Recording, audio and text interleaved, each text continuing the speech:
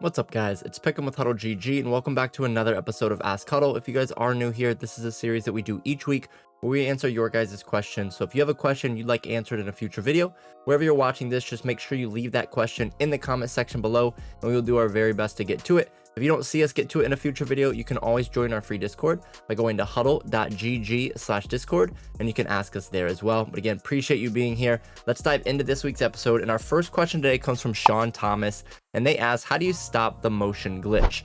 So this is something that I can't entirely show in practice mode because it won't let me quiet the crowd. But again, the motion glitch is going to be them running a play similar to this, where they have a receiver going from one side of the formation to the other, typically running a wheel down the sideline. But what happens is while he's in motion, they will quiet the crowd with the quarterback, and that will allow that motion to get even further than it's supposed to. And essentially they're going to call hike when he's pretty much on the sideline. And it's just really hard because a lot of times your players will not respond to that route. They will not get out wide enough, especially in zone coverage. So what you want to do is, first of all, I like to move my guy out wide as well on that side that they're going to be running the motion to. Okay, so again, a lot of times what they'll pair it with is something like a streak to pull the outside third, the outside quarter, whatever the zone is, and then they'll try to throw it in the hole. So I'll show you here what it will look like essentially. Again, I can't show you exactly just because we do not have the opportunity again to quiet the crowd. Again, what they're going to do is they're going to get that guy in motion, they're going to quiet the crowd, they're going to get him even wider, but they're just going to throw this right here because again, that streak is going to do a good job at keeping the attention of the outside zone, and it works even better when they do the quiet the crowd glitch because that outside there doesn't really even recognize the player going in motion. So what you want to do is just simply man up that player. You can put him in an outside quarter as well, and then have the safety on an inside quarter, something like that. If you do that, you really need to move him out super wide just so he can kind of be in the area to defend that receiver in motion. But the easiest way is just to man him up. Now, the great thing about this play right now for the defensive side of the ball is you can man up the player on the opposite side of the field before they even put the motion on. And this is actually a good tell that they're running the motion play. Okay, what you're going to see is if we go over here to use this outside corner to the right and we try to man him up, we cannot man him up to the B receiver. That tells us that they're running the motion play. Okay, so again, you can just man him up before the play even starts. And again, if you want to move him out a little bit wider as well, that's perfectly fine. I would say get him just outside of the numbers is a pretty safe spot, depending on the side of the field you're on. That just makes sure that there's not too much space and he's going to be able to be in a good position to make a play on the ball. And then from there, again, you can either man up the X receiver as well, with the safety, with the linebacker. It doesn't really matter. Again, you have a lot that you can do with your coverage here. So if you wanted to, again, man this guy up and then man up the running backs, you can just man up the entire left side of the field and then play zone to the right. That's fine. Again, you really have a lot that you can do, but the main thing here is manning up the player that's going in the motion. So now if they go to do this, what you're going to see is obviously we just want to play our responsibility, but we're going to allow the people that we sent over there to play where they need to. And you can see that there's now no longer any ability for our opponent to throw this wheel down the sideline. And again, I know that I'm not able to do the motion glitch in practice mode, but this is going to work the same exact way against the motion glitch. You can see obviously when we have that guy manned up, he's going to be in a good position. This safety, you can man him up, you can put him in an inside quarter. You have a lot of options there. And then again, you could even man up a linebacker if you wanted to this receiver. Said the coverage options are essentially endless of what you can do, but the key is making sure that you man up that outside corner to that side. And again, you can do that before he even goes in motion. One thing that I personally do is I don't like to man him up before the guy goes in motion myself, just because I don't want to have a really bad defense out there on the field if they don't run the motion play, because they could hot route that player. That's definitely an option for them. So what I will do is once I have my defense set up, so let's say that I'm just running a cover two, but I want to man up that player, right? When they start to go in motion is when I can man him up, but you can start your adjustment defensively. So when I have my defense set up, I'll push Y, and then X, and then I will just be in this screen ready if they do motion that player. Then all I have to do is push up on the right stick and then B, and you're going to see it's going to motion, or it's going to man up that player, and then we're going to be able to shut down that wheel down the sideline. So again, you can start the adjustment before they send the motion, If you're not quick with your adjustments and you want to just get it in that way, it's really, really quick once they do send him in motion. Or you can just man him up before the play starts. Either one is going to work, but both of these, again, will shut down this motion glitch wheel that a lot of people are running right now. Our next question today comes from Turf Monster, and they ask, what's your favorite cover 3 bomb in the game? It's a really hard question to answer. There's a lot of different bombs that we utilize over at Huddle to attack down the field, especially against cover 3. And again, depending on the situation of the game, which hash I'm on, things like that, there are certain ones that I like to run, obviously which offense I'm in as well. But today we're going to be going over one of my favorites from Gabagol's new Jacksonville Jaguars offensive game plan that we just dropped recently on the site. And this is going to be in the gun tight doubles formation, and the play is going to be PA wide receiver cross. Now, the reason I like this, it's a really, really easy setup. So what we want to do is we first want to have the running back to the wide side of the field like this. And then we're going to streak the 2 receivers to the left side of the field, or the short side of the field, just like that. We're going to put the tight end on a corner route. And then we're going to put the running back on a flat. You could also block him if you wanted extra protection.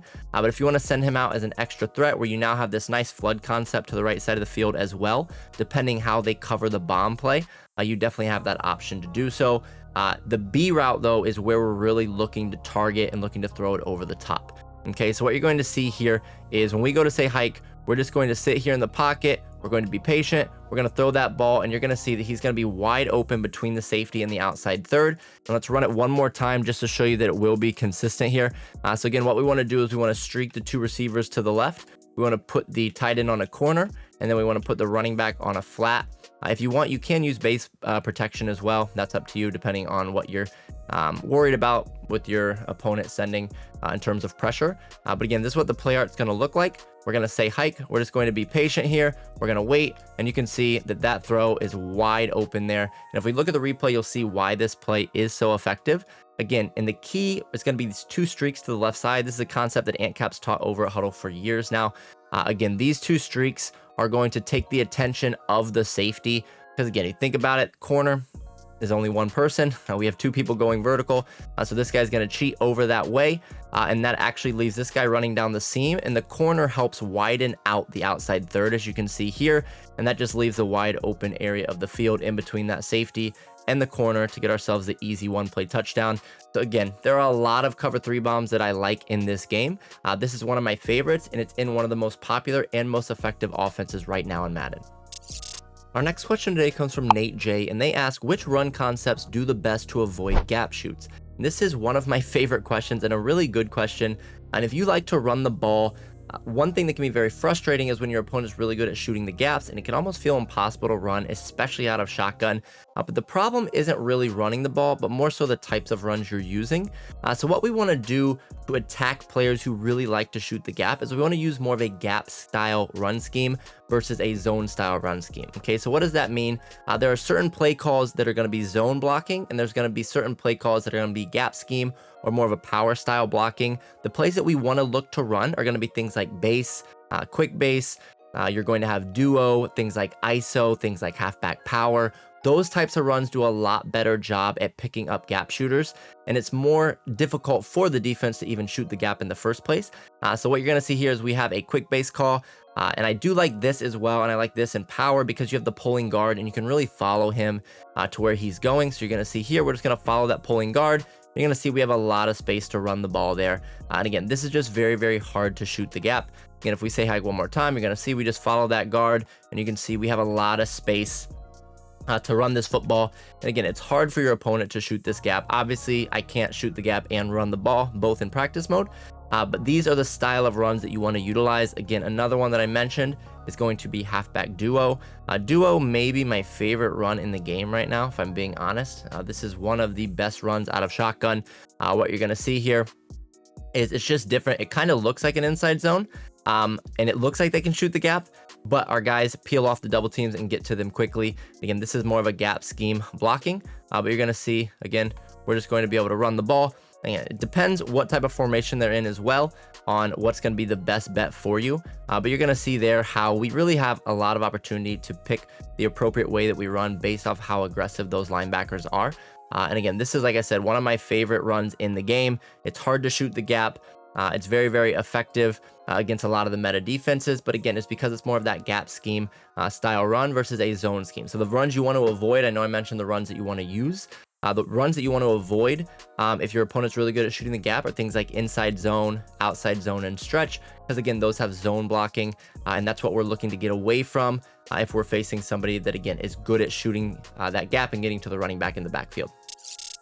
Our last question today comes from David Freeman, and they ask, why hasn't anybody in the community broke down the new Midpoint tool? Now, this is another really good question, and it's not something that we've really ever broken down in detail yet. We have touched on it in certain videos, and in our game plans, we have specific setups where we utilize this.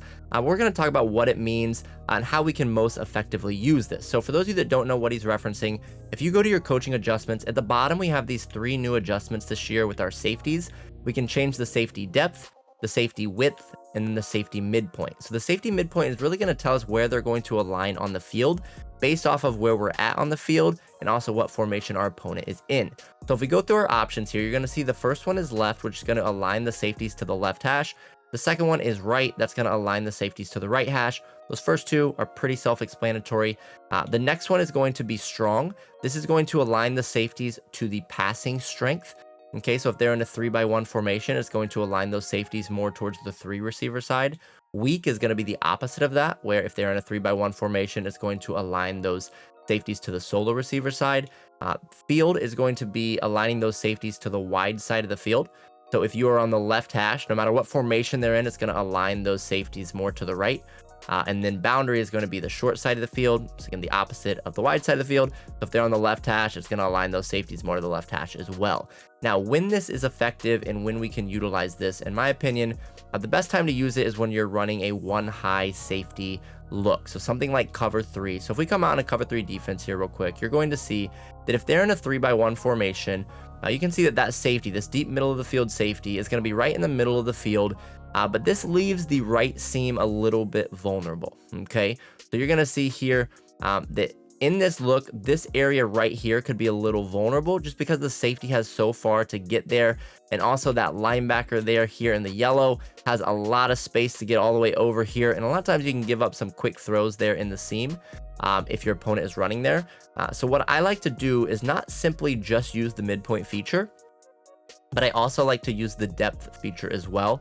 So what I will do here is if I'm going against a 3-by-1 formation, I rarely use this against 2-by-2, to be honest. But if we're going against 3-by-1, if we go down to our coaching adjustments, safety midpoint, we want to set to strong, and then safety depth, we want to set to close. Okay.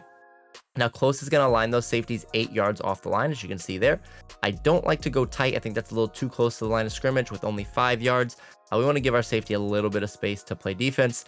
So again, we're going to have the midpoint on strong and the safety depth on close. And now if we come out in that same cover 3, you're going to see that area there in the right seam is no longer something that they can quick hike and throw to, because our safety's in a much better position to get right here.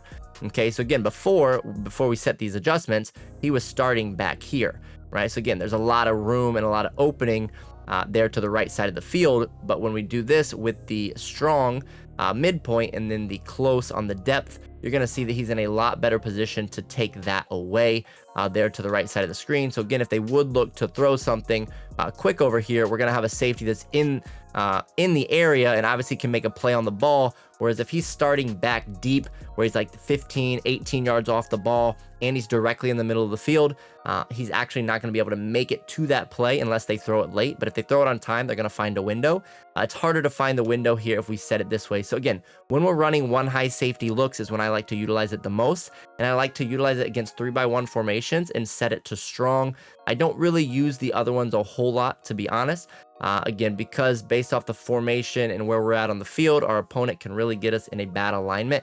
But strong is always going to put that safety to the strength of the offense, which again, that's where we want him to be. We don't really need him to the left side of the field here. There's only 1 receiving threat. We want him to be over here where there are 3 receiving threats. And this is going to be a good way to play those 1-high safety defenses like cover 3 or cover 1. And if you guys are looking to get even better at Madden, make sure to join our free Discord by going to huddle.gg/discord.